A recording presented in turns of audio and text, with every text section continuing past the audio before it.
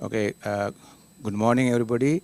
Today I am with His Excellency, the Pakistan High Commissioner in Sri Lanka, General Shakil. So, welcome to the program, sir. Yeah, thank you very much. It's an honor to have you. Thank you very Now, much. today is actually a special day. It's the LUMS Open Day in Sri Lanka, in Colombo. So, I'm meeting General just to get some of his ideas informally. So, I want to ask you now, how do you see the Sri Lankan-Pakistan relationship in general during last few years? Pakistan-Sri Lanka relationship have always been probably one of the best relations that Pakistan enjoys with Sri Lanka. It's not only government to government, but it's person to person relationship also, I think, is very strong in this country. And I have so many visitors keep coming, and I talk to them because they come to the embassy and go around, come back about 7 8 days later. And you talk to them, you say, "Oh, Wonderland, why didn't we come here before?" Right. And the only thing that the common denominator is they say that people are so warm towards Pakistan. So we have a very great relationship with this country for so much of history that we have common. So recently we saw Mr. Nawaz Sharif, the Prime Minister, visited Sri Lanka, and there was a huge enthusiasm about Pakistan and Sri Lanka links among people. So you also talking about some special kind of projects or initiatives to link people to people connections. Can you Uh, elaborate? uh, because of the distance, the size of the economic relationship between the two countries is not as much as it should be, but there are geographical reasons for this and we should not struggle with that. However, Prime Minister Nawaz Sharif came here and took many initiatives. One was that we must establish a knowledge corridor with this country, have more students going and more students of Pakistan coming here, increase on the tourists coming here, and also there was one more strand that he pushed through is the relationship of the Buddhist tourism, because we have a huge Buddhist heritage lying in Pakistan. So he also opened that. So there's a knowledge corridor, there's a religious tourism. And may I also inform you that Pakistan for since 2016 has started Vaisakh to be an annual festival there. We celebrated Vaisakh last year, and the delegation. In Pakistan? Yes. Oh. A delegation of 40 monks headed by a minister went there. It will be this year also. So that will be one strong tier of relationship between the two. So I think I am aware that Pakistan is trying to help also in post reconstruction of Sri Lanka, particularly in the north and east. In the north, we have a project going on for about 200 houses. Uh, Half of it is complete, and the government gives half money, Okay. which is from Pakistan, and the owner gives part of it.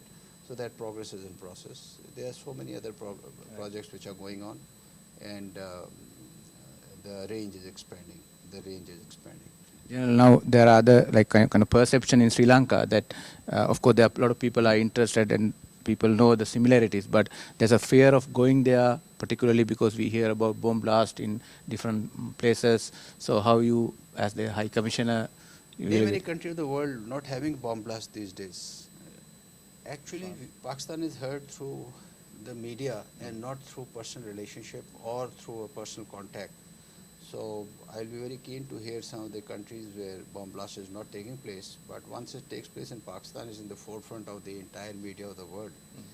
For some other geopolitical reasons, which I don't want to discuss here. Pakistan is as peaceful as others. We have in the last 4 years made immense progress against terrorism. And let me also make one point here. Pakistan is said to be emanating, the terrorism is emanating from Pakistan. If it is emanating from Pakistan, then why are we suffering? We have lost about 70,000. Right. Yeah. We lost about over 10, 12,000 of our military. We have lost so many law enforcement agency persons there. So if we are the center and hub of it, then why are we losing? The story is something different. So, and what is said is different. And I know anybody from Sri Lanka who's traveled to Pakistan has come back, his opinion, and those who are bombarded with media every day is different. Reality is different, I can assure you. also now we know that as you mentioned, people who visited Pakistan they know the reality, but the perceptions or media-based opinions are different. Now, of course, LUMS is here also to encourage relationships and the linkages. Now, let's say if, people are applying to get admission to LUMS, so what kind of help and assistance High Commission can offer? We will be, we are so happy. In the first place, let me congratulate the LUMS for this initiative that they have taken here. We will give them full support, particularly in the visa facilities. There are other, when there are children moving from there, there are so many small things to be done. I've asked the visiting dean that he should count on us. He may nominate somebody as a counselor, as honorary counselor. We will work with him and see to it that the whole process goes as smooth as possible. And as I said before, Nawaz Sharif, the Prime Minister, when he was here, he has taken an initiative of knowledge corridor between the two countries.